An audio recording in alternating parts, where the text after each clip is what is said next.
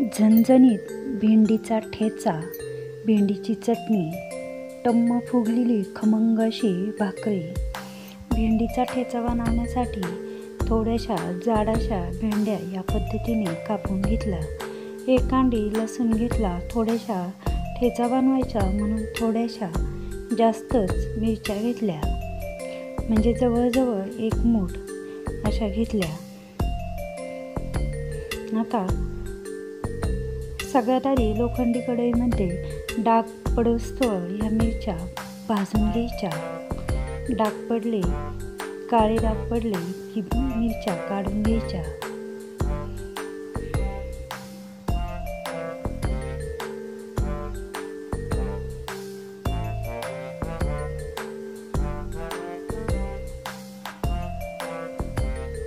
आता त्यामध्येच एक कांडी लसूण टाकायचा भाजण्यासाठी.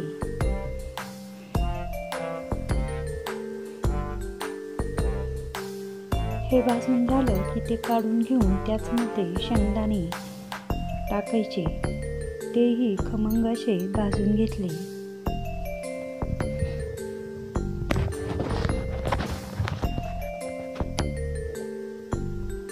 आता शेंगदाणे, लसूण, मिरच्या भाजून झाल्या. भेंडी कापून घेतलेली भेंडी तीही भाजून घेऊ.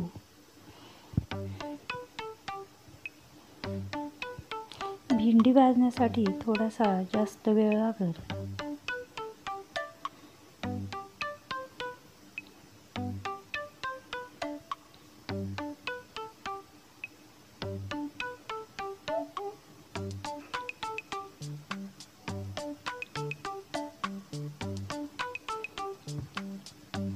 भेंडी भाजून झाली. भेंडी थंड होण्यासाठी ठेवून देऊ बाजूला.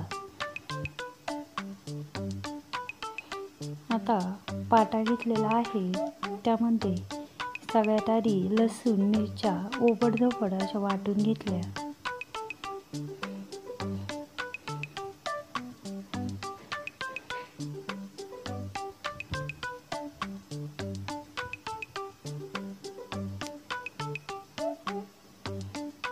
त्यानंतर शेंगदाणे टाकून या पद्धतीने जाडसर असं शेंगदाणे, मिरच्या, लसूण वाटून घेऊन तो काढून घ्यायचा. तेवढ्या वेळेत भेंडी ही थंड झाली. थोडी थोडी भेंडी घेऊन अलगद हाताने ही भेंडी ठेचून घ्यायची. जास्त जाडही नाही आणि जास्त बारीकही नाही. या पद्धतीने सगळी भेंडी ठेचून घेतली. तीच कढई घेतली. त्यामध्ये 2 चमचे तेल टाकलं.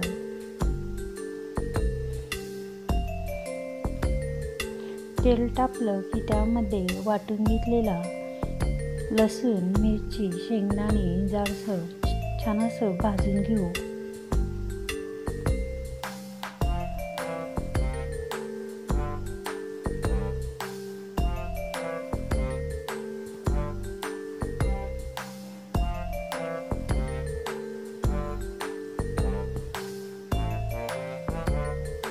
चवीनुसार मीठ टाकून घ्यायचं.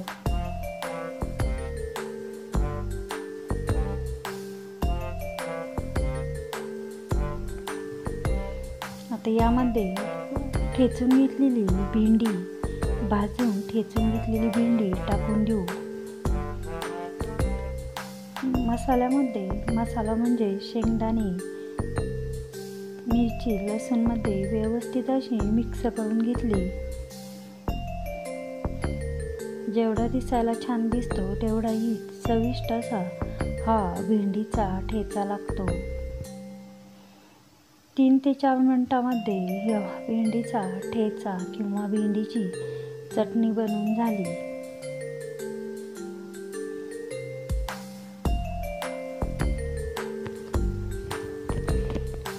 अजिबात चिकट न होता भेंडीचा ठेचा झालेला आहे.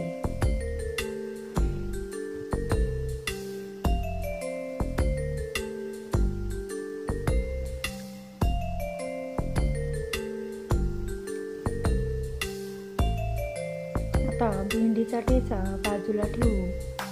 आणि खमंग टम्म फुगलेली अशी भाकरी टाकून घेऊ. पीठ घेतलेलं आहे, थोडं थोडं पीठ टाकून मळून घेतलं. या पद्धतीने गोलासा गोळा बनवून भाकरी थापून घेतली. दोन्ही हाताने तव्यावर टाकली. दुसऱ्या बाजूने छान अशी भाजून घ्यायची. चुलीचा इस्तू काढला. त्यानंतर एका बाजूने छान अशी खमंग भाकरी भाजली.